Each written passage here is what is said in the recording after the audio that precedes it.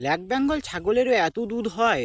অনেক খামারি বলে থাকেন আমাদের ছাগলের বাচ্চাগুলো খাওয়ার মতো দুধ হয় না, আবার দুধ দুইয়ে ফেলানো তো অনেক দূরের কথা। তো আমাদের এই মা ছাগলটির দুধের ওলান দেখে বুঝতে পারছেন এর কত পরিমাণে দুধ রয়েছে। দুধের জন্য এই ছাগলটি ভালো করে চলতে পারছে না, চলতে অসুবিধা হচ্ছে। যেখানে বসছে সেখানে দুধ আপনা আপনি বাঁট থেকে গড়িয়ে পড়ছে। আমাকে প্রতিদিন দুই বেলা দুধ দুইয়ে দিতে হচ্ছে মা ছাগলটির অসুবিধের জন্য।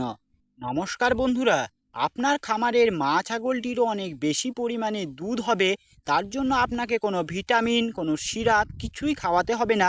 শুধুমাত্র একটু যত্ন করলে আপনার খামারের মা ছাগলটিরও অনেক অনেক পরিমাণে দুধ হবে।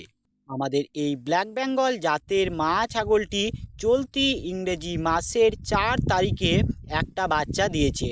এই নিয়ে এই মা ছাগলটি আমাদের বাড়িতে টানা পঞ্চমবার বাচ্চা দিল। বাচ্চাটি যথেষ্ট সুস্থ হয়েছে এবং বাচ্চাটি সবলও হয়েছে। বাচ্চাটা অনেকটাই বড় হয়েছে। মা ছাগলটির কিছুক্ষণের মধ্যেই ফুলও পড়ে গেছে। যদিও এই মা ছাগলটি আমাদের বাড়িতে আগের বার 3টি বাচ্চা দিয়েছিল, কিন্তু কি জানি এবার সে একটি বাচ্চা দিল। তবে একটা বাচ্চা দিলেও বাচ্চাটি যথেষ্ট বড় এবং সুস্থ সবল হয়েছে। বাচ্চা জন্মানোর পর মা এবং বাচ্চার যে যে যত্নগুলো নিতে হয় সেগুলো আমি ইতিমধ্যে নিয়েছি। এখন মা এবং বাচ্চা দুজনেই সুস্থ আছে। এবার আমি বলবো যে মা ছাগলের দুধ বাড়ানোর জন্য কোন কোন খাবার দিতে হয় এই বিষয়ে। আমি যে আমাদের ছাগলগুলোকে খুব বেশি পরিমাণে দানা খাবার খেতে দিই তেমনটা নয়।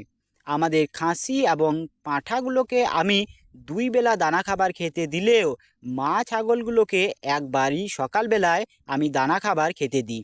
এই যে ছাগলটির সদ্য বাচ্চা হয়েছে, এই ছাগলটিকে আমি 150 গ্রাম চকর এখন খেতে দিয়েছি। সে এখন চকরগুলো খাচ্ছে। মা ছাগলকে দানা খাবার না দিলে, শুধুমাত্র ঘাসের ওপর ভরসা করে থাকলে কিন্তু মা ছাগলের দুধের পরিমাণ কখনোই বাড়বে না। সুতরাং মা ছাগলকে কিন্তু দানা খাবার দিতেই হবে। এছাড়া দানা খাবার দেওয়ার পাশাপাশি ছাগলকে সবুজ খাবার পর্যাপ্ত পরিমাণে খেতে দিতে হবে। গাছের পাতা এবং আমি যে সুপার নেপিয়ার ঘাসের চাষ করেছি সেই ঘাসগুলো কেটে আমি এই আমাদের মা ছাগলটিকে একবার সকালে এবং একবার বিকালবেলায় চরে যাওয়ার পর খেতে দিই। এছাড়া আপনারা তো জানেন আমি মুক্ত চারণ পদ্ধতিতে, অর্থাৎ মাঠে চড়িয়েই ছাগল পালন করে থাকি। আমাদের ছাগলগুলো মাঠে চড়েই পেট ভরিয়ে খেয়ে নেয়। এখন বৃষ্টি হয়েছে, ঘাসও মাঠে অনেক, তাই আমাদের ছাগলগুলোর খেতে কোনো অসুবিধে হয় না। আর সবুজ খাবার ছাগলে যত খাবে, অর্থাৎ পর্যাপ্ত পরিমাণে খাবার পেলে তবেই একটা মা ছাগলের বেশি বেশি পরিমাণে দুধ হবে।